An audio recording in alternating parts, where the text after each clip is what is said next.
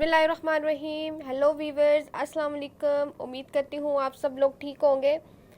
हम पहले भी काफ़ी टॉपिक्स पे बात कर चुके हैं, लेकिन आज हम जिस टॉपिक पे बात करेंगे वो है डिक्यूरविन टीनोसाइनोवाइटिस। आया हम देखते हैं कि ये क्या कंडीशन होती है, इसके क्या क्या साइन सिम्टम हैं, क्या क्या काजेज़ हैं, क्या क्या रिस्क फैक्टर हैं, क्या इसका ट्रीटमेंट प्रोटोकॉल है। बेसिकली जो डिक्यूरविन सिंड्रोम होता है ये एक पेनफुल कंडीशन होती है जो कि अफेक्ट्स करता है टेंडन को on the thumb side of a wrist. Basically जो टेंडन्स होते हैं वो एक रॉप लाइक स्ट्रक्चर्स होती है जो कि अटैच होती है, tendon muscle to bone attach होते हैं। ये अलाउ करता है बोन को और स्ट्रक्चर्स को। इसके अलावा जो टेंडन्स होते हैं वो कंट्रोल करते हैं थंब की मूवमेंट्स को। इसके अलावा ये कंडीशन क्या करती है, जो थंब के जो टेंडन्स होते हैं वो थिक हो जाती है और उस शीट की क्या होती है, इन्फ्लेमेशन हो जाती है या तो वो श्रिंक हो जाती है, जिसकी वजह से जो मूवमेंट्स होती है थंब की वो लिमिट हो जाती है और ओवरऑल आपको पेन होता है रिस्ट के अंदर और हैंड के अंदर, जैसा कि आप पिक्चर के अंदर देख सकते हैं। इसके अलावा आप पिक्चर के अंदर देख सकते हैं, आपको बताया गया है कि इसकी क्या स्ट्रक्चर्स होती है। ये बेसिकली जो थंब साइड पे जो टेंडन्स होते हैं वो अफेक्ट करते हैं उसको। ये जो टेंडन्स होते हैं जैसा कि आप तस्वीर के अंदर देख सकते हैं, एक रोप लाइक स्ट्रक्चर्स होती है जो कि अटैच होते हैं, tendon muscle to bone attach होते हैं। ये अलाउ करते हैं इसकी थंब की मूवमेंट्स को। और इसके अलावा जब कभी भी इस शीट की इन्फ्लेमेशन हो जाती है, जब वो श्रिंक हो जाती है या इसके अंदर फ्लूइड जो है वो जमा हो जाता है, और जिसकी वजह से क्या होता है वो थंब की जो मूवमेंट्स होती हैं वो रिस्ट्रिक्ट हो जाती हैं। इसके क्या क्या साइन सिम्टम है जब कभी भी आपको ये कंडीशन होती है, डिक्यूरविन सिंड्रोम होता है। आपको पेन होगा near the base of thumb, आपको स्वेलिंग होगी near the base of the thumb, आपको डिफ़िकल्टी होगी मूविंग दी थंब। आप कोई भी चीज़ ग्रैप्स करोगे, कोई भी चीज़ पिंच करोगे तो आपको उसके अंदर डिफ़िकल्टी होगी, आपको पेन होगा। इसके अलावा स्टिकिंग और स्टॉप एंड गो, जब आप थंब को मूव करोगे तो आपको ऐसी कंडीशन जैसा कि वो स्टक हुआ है या वो अलाउ नहीं कर रहा थंब की मूवमेंट्स को। इसके अलावा अगर कंडीशन जो है वो प्रोलॉन्ग होगी हो बिना ट्रीटमेंट के, तो पेन स्प्रेड करके फर्दर थंब और फोर आर्म या बोथ एरिया में जा सकता है। इसके अलावा जब आप थंब को मूव करेंगे या रिस्ट को तो आपका पेन जो है वो वर्स करेगा। आया हम वजह देखते हैं कि कौन सी ऐसी वजूहात हैं जिसकी वजह से डिक्यूरविन टीनोसाइनोवाइटिस होता है। बेसिकली इसमें क्या होता है कि जो टू टेंडन्स होते हैं thumb side of the wrist वो इफेक्ट होते हैं। जो टेंडन्स होते हैं पीछे भी हमने बात की कि रोप लाइक स्ट्रक्चर्स होते हैं जो अटैच होते हैं मसल टू बोन। क्रॉनिकली अगर आप लंबे टाइम तक ओवर यूज़ करते हो, रिपीटेटिव या पार्टिकुलरली हैंड मोशन करते हो डे आफ्टर द डे, तो वो इरिटेट करता है। जो कि टेंडन्स जो होते हैं वो कवर करते हैं, वो उसकी जो शीट होती है वो इरिटेट होती है। अगर if the covering become irritate, अगर कवरिंग जो होती है, जो टेंडन होता है उसने उसको कवर किया होता है, जो एक शीट होती है, जब वो इरिटेट हो जाती है, थिक हो जाती है या स्वेलिंग हो जाती है, जो थिकनिंग और स्वेलिंग होती है, तो वो क्या करती है कि जो भी मूवमेंट होती है उसको रिस्ट्रिक्ट करता है। और इसके अलावा जो स्मॉल टनल होते हैं जो कनेक्ट करते हैं बेस ऑफ द थंब से, जब वहाँ पे स्वेलिंग होगी, बहुत ज़्यादा थिकनेस होगी, तो आप थंब को क्या कर सकोगे, मूव करोगे तो आपको वहाँ पे पेन होगा।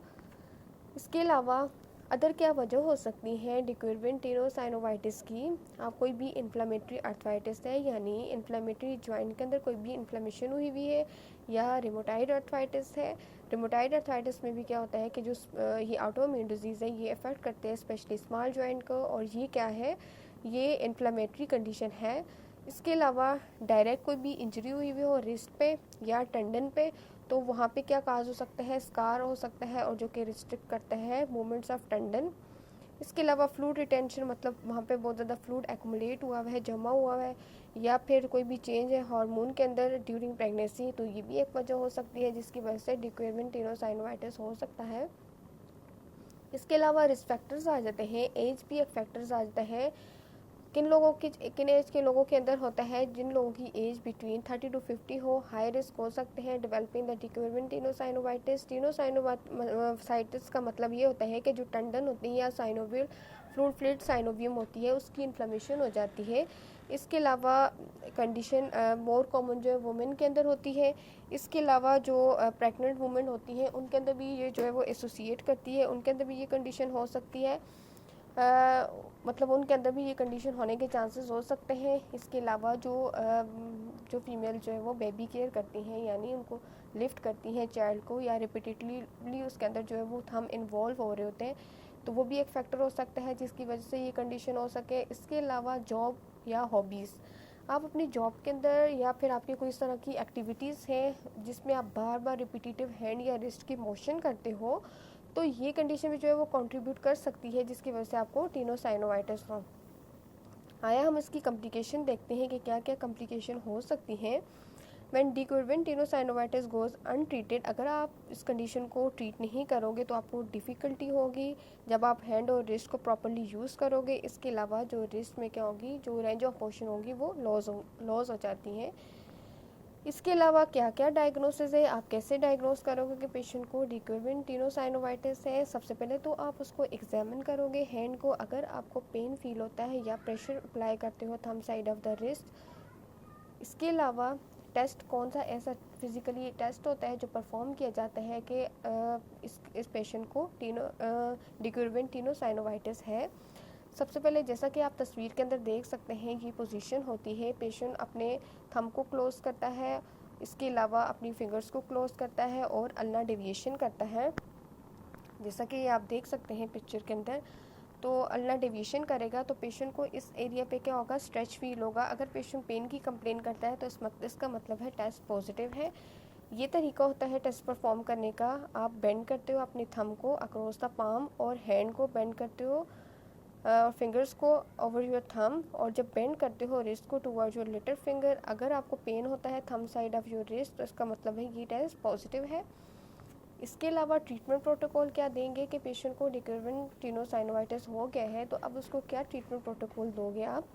सबसे पहले तो वहाँ पे अगर इन्फ्लेमेशन है तो आप इन्फ्लेमेशन को रिड्यूस करोगे। इसके अलावा अगर उसकी मूवमेंट्स प्रिजर्व है थंब की तो प्रिवेंट करोगे रीअकरेंस को।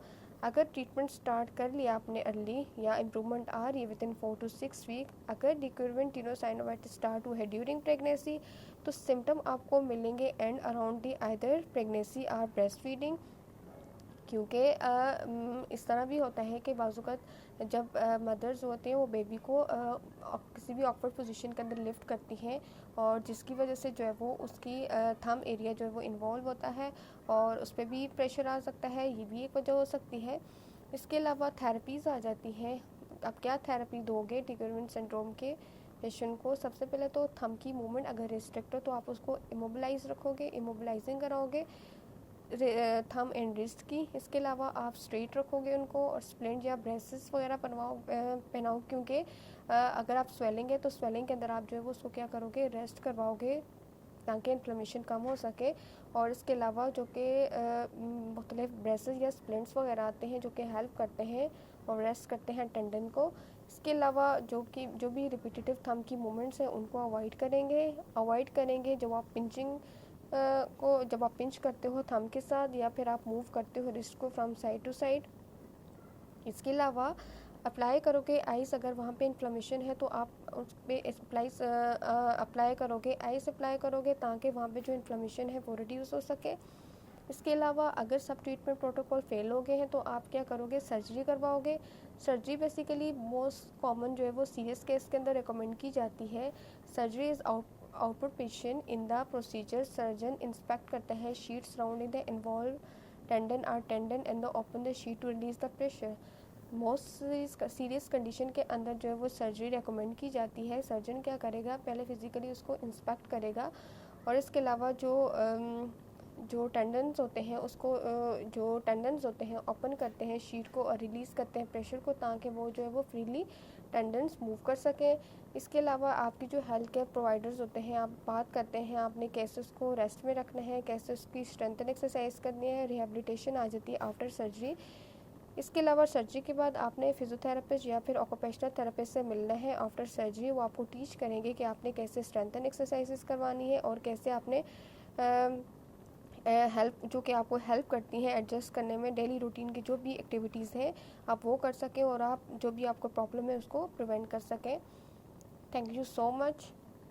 इसके अलावा अगर आपको मेरी वीडियो पसंद आए आप उसको लाइक करें, सब्सक्राइब करें और शेयर करें। Thank you so much. Allah हाफिज़।